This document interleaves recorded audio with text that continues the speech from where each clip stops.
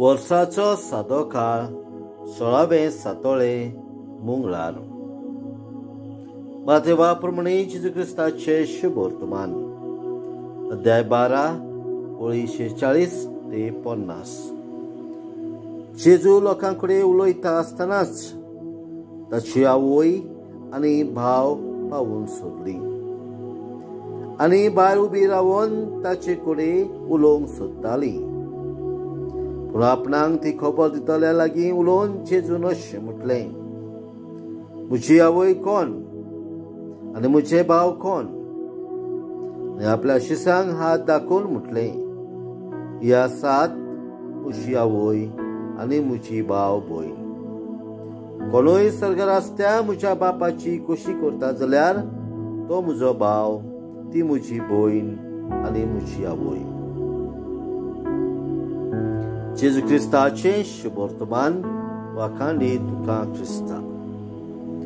प्रितीच्या बाबा भयणांनो, आयच्या शुभ वर्तमानांत पळयता हांव जेजू म्हणटा, कोण म्हजी आवय आनी कोण म्हजे भाव?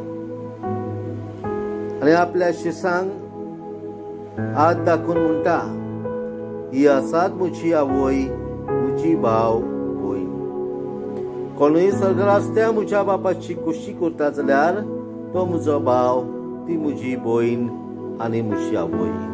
खरेंच सायबीन मायन सर्गरास्त्या देवा बापाची खोशी आपल्या जिवितांत केली आनी ती न्हयच जेजूची कुडीची आवय जाली, पूण खरेंच ती आवय जाता आध्यात्मीक. आनी जेन्ना जेन्ना आमी देवा बापाची खोशी करता सायबीण माय भाशेन आमी जाता वो ताची आवय, भाव वो भयण.